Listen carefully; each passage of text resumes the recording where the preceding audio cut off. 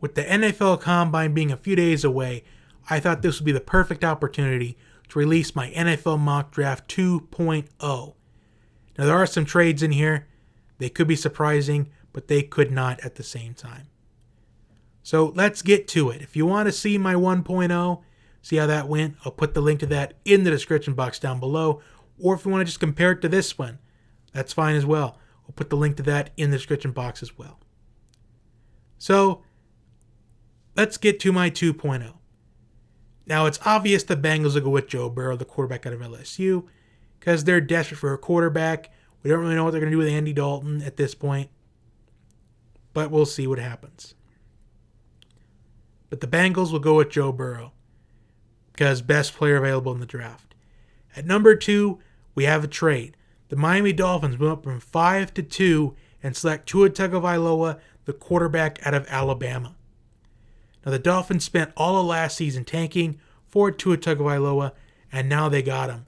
But they have to move up because they realize what's behind them, the Chargers. And they're also going to be desperate for a quarterback. And there were some rumors about how the Dolphins were interested in Justin Herbert, but they're not. They're looking at Tua Tagovailoa because they realize the Chargers could also be in a bidding war with them. But even if it was the Dolphins, they have more to offer. And that just proves that they do because the Redskins take this trade. And overall, to finalize the trade, the Dolphins move up from 5 to 2. And they also take the 18th pick from the Dolphins as well. So the Redskins will now be picking 5th and 18th. The Dolphins still keep the 26th overall pick. So number 3, the Lions go with Chase Young, the defensive end of Ohio State. Chase Young can definitely improve this Lions defense, and they take advantage of a once in every 5 years type of player. Because the Lions defense has struggled for the longest time. And I just can't see him going offensive line here, and I just can't see him taking a quarterback this time around. Because I just can't see them moving on from Matthew Stafford just yet. Number 4, I have the Giants going with CeeDee Lamb, the wide receiver of Oklahoma. I know that a wide receiver is not the biggest need for the Giants, but it's going to be very beneficial for them down the line. Because you already have a running back that's on the rise in Saquon Barkley. And you also need to have a weapon for your franchise quarterback, Daniel Jones. And this is your replacement for Odell Beckham. Number 5, we have another trade. The Jaguars move up to 5 for Jeffrey Okudah, the cornerback out of Ohio State. Now this trade, the Jaguars went from 9 to 5, and they also give up a first-round pick in 2021, and they give up a second-round pick this year for Jeffrey Okudah. And the Redskins don't have a second-round pick this year, so that is an offer that they want. I think they're going to end up trying to get that 20th overall pick as well, but I think the Jaguars, they're going to try to stay hold of that one. Because the Redskins, they, at this point, are now going to pick 9th and 18th. So this is a solid position for the Redskins to be in. At number 6, and by the way, the Jaguars drafting Jeffrey Okudah, your replacement for Jalen Ramsey. Number 6, I had the Chargers going with Justin Herbert, the quarterback out of Oregon, a quarterback that is now needed for the Chargers because Phillip Rivers mutually parted ways with them in the offseason. And this is the best quarterback available at this point, at least for now until we see what happens at the Combine. Number 7, of the Panthers going with Derek Brown out of Auburn. I think this is more of take the best defensive player available in this draft. They're a potentially quarterback needing team, as I addressed earlier, but there's really no point for them to really cause chaos and take another quarterback at this point, because the best quarterback available at this point will be Jordan Love, and pre-Combine I feel like he's towards the late first round. And spoiler, he's going to be taken in this first round of this mock draft. Number 8, the Cardinals go with Andrew Thomas, the offensive tackle out of Georgia. The Cardinals didn't address offensive line help in last year's draft, but I think they addressed it this year. And with CeeDee Lamb being off the board, because I think if the Cardinals had the chance to go with CeeDee Lamb, I think they will, because I think it's going to build chemistry with Kyler Murray, and it's going to make him happier because Kyler Murray and CeeDee Lamb, they played together at Oklahoma for a short time. And I think it's going to build that chemistry between those two. So that'd be a golden pick, but CeeDee Lamb is off the board, so they go with Andrew Thomas to address their offensive line help. Number 9, the Washington Redskins select Tristan Wharfs, offensive tackle out of Iowa.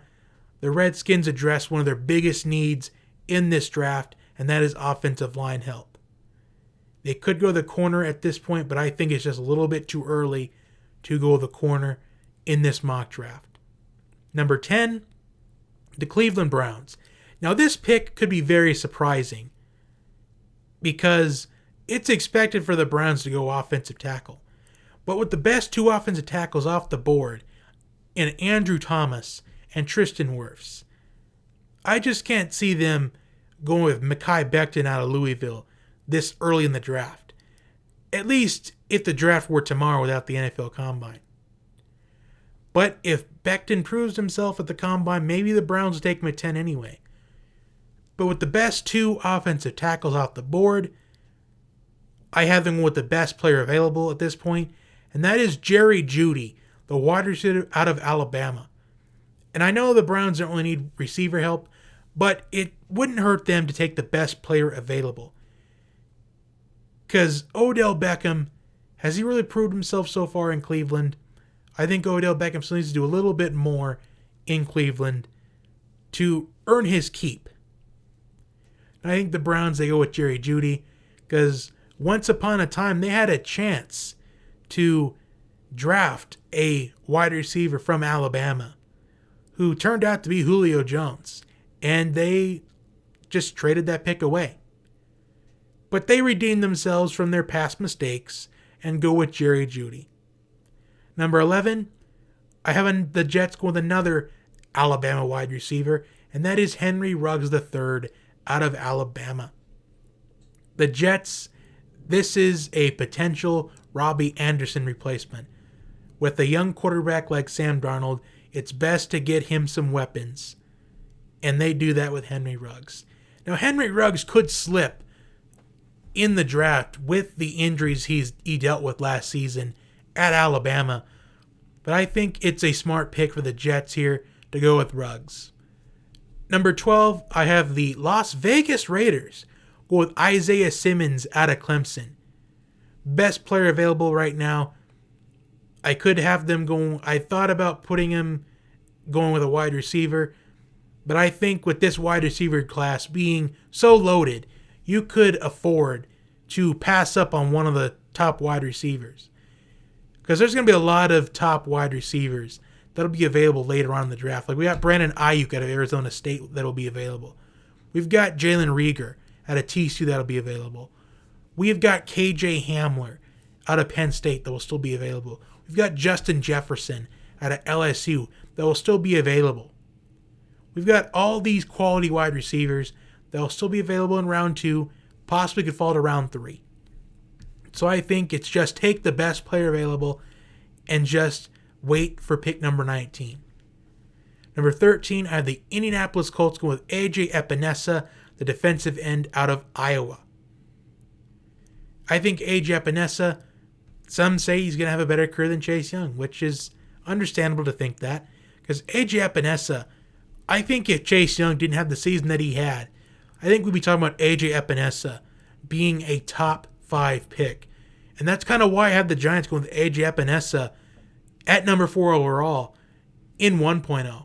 And I think if A.J. Epinesa has a good combine, if he has a Montez Sweat type of combine, he could definitely go all the way up in the top 5, maybe even in the top 3. I think if he can prove himself, he would definitely skyrocket up the charts. Number 14 are the Buccaneers going with Javon Kinlaw, the defensive tackle out of South Carolina. Number 15 are the Denver Broncos going with T. Higgins, the wide receiver out of Clemson. Number 16 are the Atlanta Falcons with Grant Delpit out of LSU. Now, the Falcons' secondary may not be the biggest need for them. But for them, it's take the best player available. And at that point, I think it's going to be Grant Delpit out of LSU. I know it's not the smartest pick for the Falcons, but Epinesa is off the board. I think it's too early to go with somebody like Yetur Matos-Gross out of Penn State. I could also see the Falcons be trading down. The Falcons would be a team that trades down. Or the Falcons could end up trading up, depending on what happens with Epinesa. Because the Falcons are desperate for a defensive end, because Vic Beasley is not going to be a Falcon in 2020. And the Falcons, they have a lot of draft picks to deal with this time around. They could trade up to maybe 10. Or they could trade up to possibly in the Colts position to take Epinesa if that's where he ends up falling. But I think the Falcons, they just take the best player available and just move on to the next round. Or they can trade down for somebody like Curtis Weaver out of Boise State. Number 17, I have the Dallas Cowboys with Xavier McKinney out of Alabama. Number 18, the Redskins. Now, this is the Dolphins pick that was included in that trade for the Dolphins with the number 2. And I have the Redskins with Christian Fulton, the cornerback out of LSU. Now, this is the Josh Norman replacement for the Redskins. Now, if we assess the Redskins draft at this point, the Redskins have went with Tristan Wharfs and they've went with Christian Fulton. Those are 2 solid picks for the Redskins. Right now, I think the Redskins are definitely winning this mock draft. Because the Redskins are also going to have a first-round pick in 2021 with this mock trade, of course, and a second-round pick later on in the draft. So the Redskins, they pick up major draft capital, and they end up getting 2 solid prospects. Number 19, the Raiders. I have them going with Jalen Reagor, the wide receiver of TCU. Now, I think it's pretty obvious the Raiders will go with wide receiver with one of their picks. Now, they got to replace Antonio Brown, who didn't take a single snap for them in 2019 or even took a single snap ever.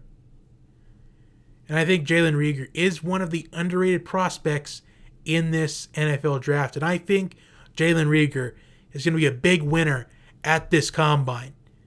I'm interested to see what his 40 time is going to be. So I think Jalen Reagor is pretty fast. So I think he's going to definitely move up in the charts.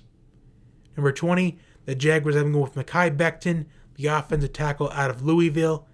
The Jaguars, they address one of their biggest needs in the draft and go with Becton. I think Becton could easily move up in the draft depending on what happens at the combine. Number 21, the Eagles, I have them going with Trevon Diggs, the cornerback out of Alabama. Now, with wide receivers kind of being, with the top receivers being off the board in Judy, Ruggs, CeeDee Lamb, and T. Higgins, I think the Eagles, they address their other biggest need, and that is the cornerback. Although this pick could be Justin Jefferson out of LSU, but I think the Eagles address one of their bigger needs, and that's a cornerback.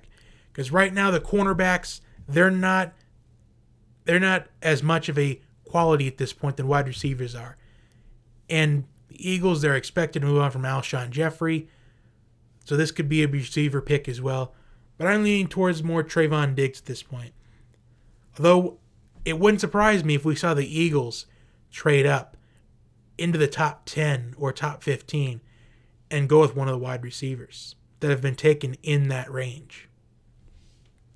22, the Bills going with Julian Okawara, defensive tackle out of Notre Dame. Number 23, the New England Patriots going with Justin Jefferson, the wide receiver out of LSU. The Patriots, they need some wide receiver help. They need a lot of help for the first time in almost a decade. And I think they're going to be able to re-sign Tom Brady. I think Tom Brady will be a Patriot in 2020, and they'll go to the quarterback at some point in the draft so he can mentor in 2020, possibly even 2021. Number 24, the New Orleans Saints go with Jordan Love, the quarterback out of Utah State. Now, Utah State's quarterback Jordan Love. Now, his draft stock, it has kind of gone back and forth throughout this process. At some points, Jordan Love was a second or third round prospect, and at another time, he was a first round prospect. And then he had the issue with marijuana possession this past season, so he's going to have to answer some questions about that. And that could cause his draft stock to go down, but it won't, because the NFL is considering no longer suspending players for marijuana, which is a good thing for the NFL, if you want my opinion about it. I think it's a good thing for the NFL, but that's really another thing for another day. So Jordan Love is going to be mentored by Drew Brees if this is the pick. Because with Taysom Hill, I really don't think those rumors about Taysom Hill are even true at all. I think they're just trying to lure in a team to trade for Taysom Hill for a valuable draft pick. I think they're going to take Jordan Love. Teddy Bridgewater is going to part ways in free agency. Taysom Hill is either going to get traded by a team that's going to be so desperate for a quarterback, or they're going to stay with Taysom Hill in New Orleans, just use him as the versatile player that he has been so far in his career. But the Saints going with Jordan Love at 24, that is a pick that I think could definitely happen. 25, the Vikings with Jedrick Wills, offensive tackle at Alabama. 26, at the Miami Dolphins with Laviska Shenault Jr., the wide receiver out of Colorado. Now, his draft stock could go down as well, because he also, like Henry Ruggs, dealt with injuries this season at Colorado. Laviska Shenault has dealt with some injuries throughout his career so far as well. But Shenault, I think him with this pick, I think it's pretty reasonable for the Dolphins, considering they didn't really ever find a replacement for Jarvis Landry. I think that Shenault will be a realistic selection here for the Dolphins. 27, I have the Seattle Seahawks, and with Curtis Weaver, the defensive end of Boise State. Now, Curtis Weaver is someone I'm also watching at this NFL Combine, because I think Curtis Weaver is either going to be a late first-round pick or an early second-round pick. And I think he's going to fall late in the first round to the Seattle Seahawks, at least in this mock draft.